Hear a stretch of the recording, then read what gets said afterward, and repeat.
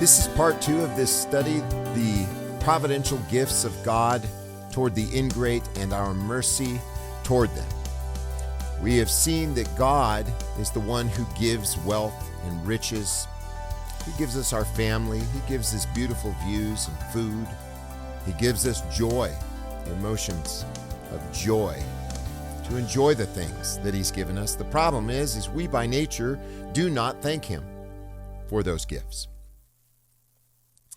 But we're entering into some territory now that is hotly debated, and I don't necessarily take the most popular stance on these because while believers in Jesus Christ seek to follow Christ, many have chosen to follow Christ having this sort of power-hungry, militant spirit that is aggressive and that wants to have a physical, intellectual conquest over those who are unbelievers.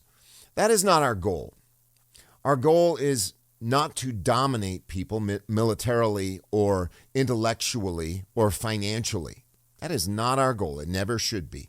We need to question our motives if that's our goal. We have to ask, what are people looking for? What are they examining? What are they longing for? I think most people, if you were to question them, long for friends who are authentic and genuine and kind. Proverbs says, what is desired in a person is kindness. We all desire kindness. We just don't know who the founder of kindness is. The origin, the source of kindness, it's Jesus Christ. God is love, as 1 John tells us. He is the source of love and kindness and grace and mercy and tenderness. There comes a point in every person's life where they would like tenderness.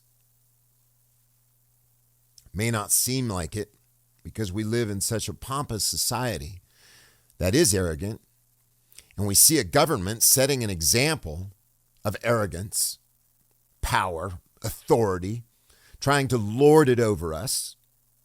It's a dime a dozen in governments, whether it's our government that's supposedly capitalistic or a dictatorship, communism, monarchies, doesn't matter.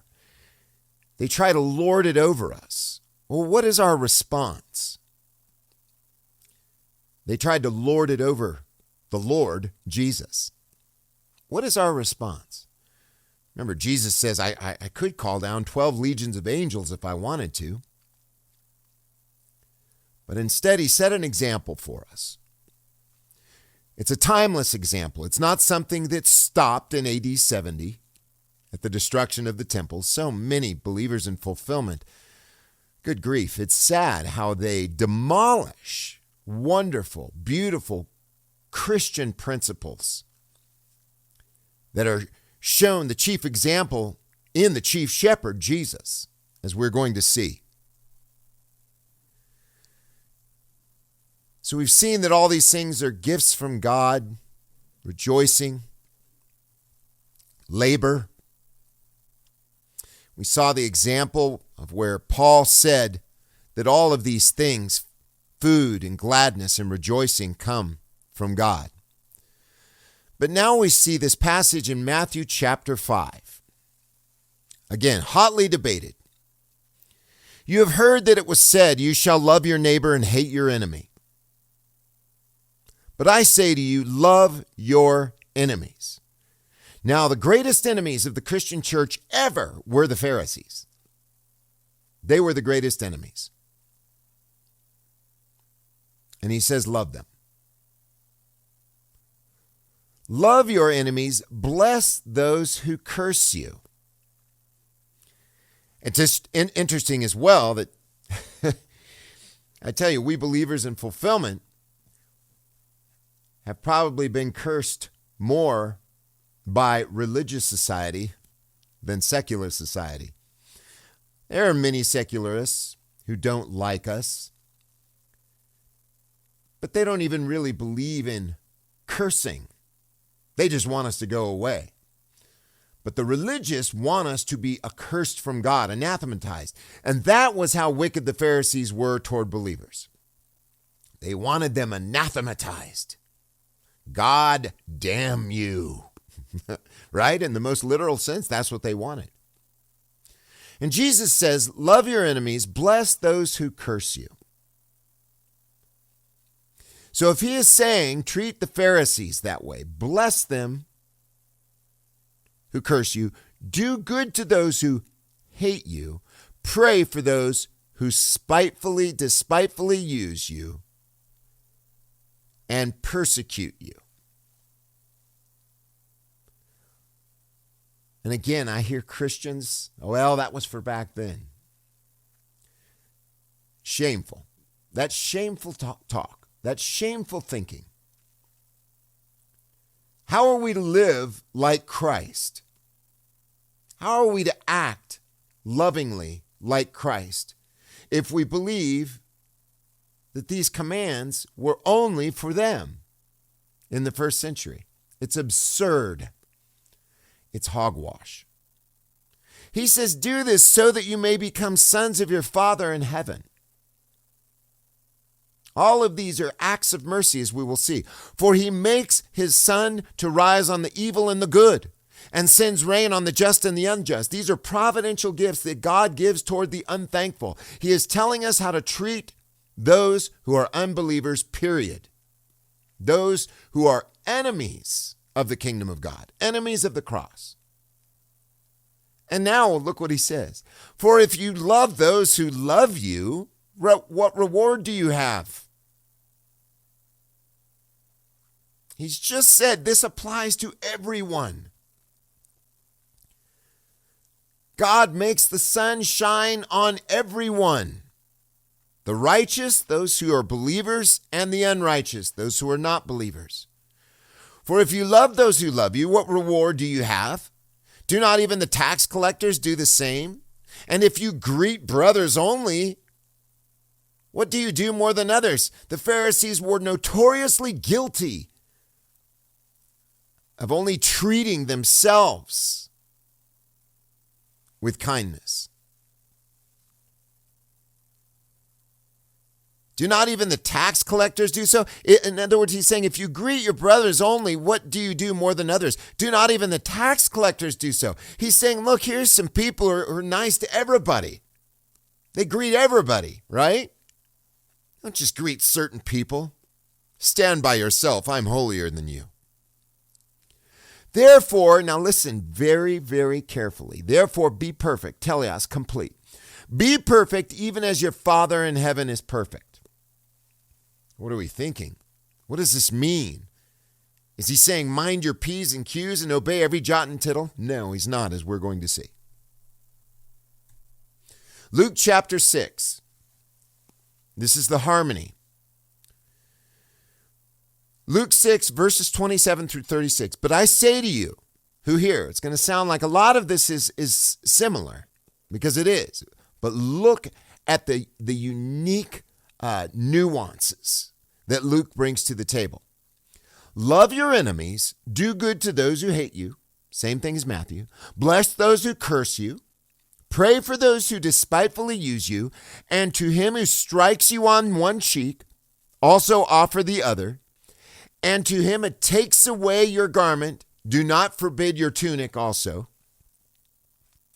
Boy, this is convicting, and it should be.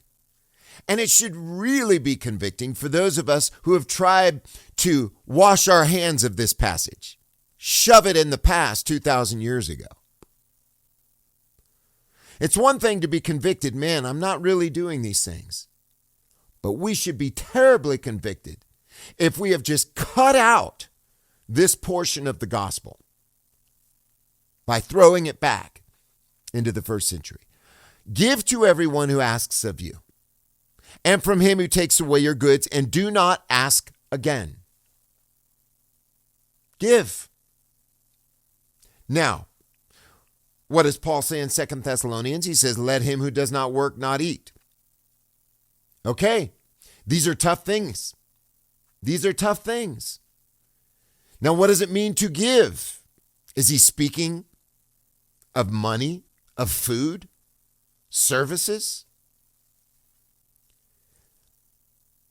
He says, from him who takes your goods, do not ask again. Your goods, your garment, your things.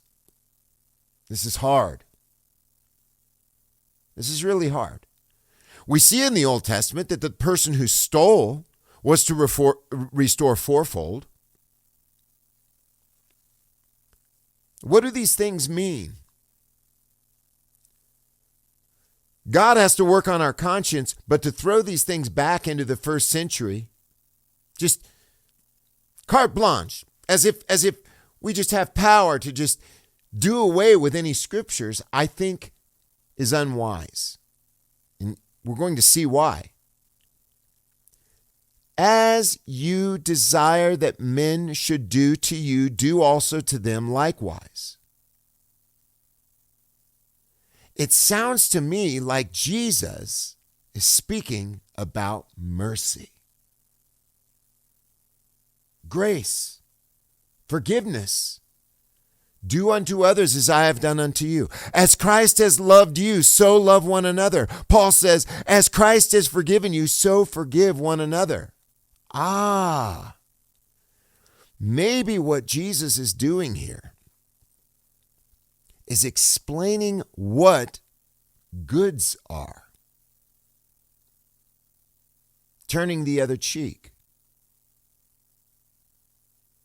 Giving them our tunic and our garment. Maybe he's explaining something a little bit more significant and eternal. For if you love those who love you, what thanks do you have? It's easy to do that. My best friends are believers. They're not unbelievers. They're believers. But I tell you, some of the most painful experiences in my life toward others and from others is with believers. Painful. Sinners also love those who love them. It's easy to do. And if you do good to those who do good to you, what thanks do you have? And if for sinners also do the same. And if you lend to those of whom you hope to receive, what thanks do you have? Everybody does that. I give, you give. Right? Quid pro quo. For sinners also lend to sinners to receive as much again. But love your enemies. Now watch this. This is curious. Do I believe we are called to forgive God's people and love them? Absolutely. There's no doubt. Brethren, if any of you is overtaken in a fault, you who are spiritual, restore such a one in a spirit of meekness, lest you also be tempted. Bear one another's burdens and so fulfill the law of Christ. He's talking about Christians, but here he's talking about enemies. Look what it says. This doesn't feel good, right? This doesn't feel good because it challenges us because we don't, by nature, like our enemies, let alone love them, let alone do these things. Love your enemies, do good and lend, hoping for nothing in return. And your reward shall be great, and you shall be the sons of the highest. For he is kind to the unthankful and to the evil. That's the synoptic of that. In Matthew is where he says the rain, he causes the rain to fall on the just and the unjust, and the sun to rise on the just and the unjust. Therefore be merciful, even as your Father is merciful. What did it say in the other one? Be perfect as your Father is perfect. What is completion? In the eyes of God, what is it? It's mercy. That's what God sees as completion, as perfection. As God has perfected us, how? Through his mercy. Jesus, Luke 1, 68 through 79. Jesus came to perform the mercy, right? Promised to the fathers, Romans 15, 8. He came to confirm the mercy, the promises to the fathers. That's that mercy. He came to perform it. The mercy promise. He has had mercy on us. Go and learn what this means. I will have mercy and not sacrifice. Love mercy. He's shown you, oh man, what is good, what the Lord requires. To do justly, to love mercy, to walk humbly. He's saying demonstrate this toward unbelievers, toward those who hate you, toward your enemies. Be merciful, gracious. We don't pay them back. We don't get vengeance. What are they going to see that's different? Ask the question, how tempting is it?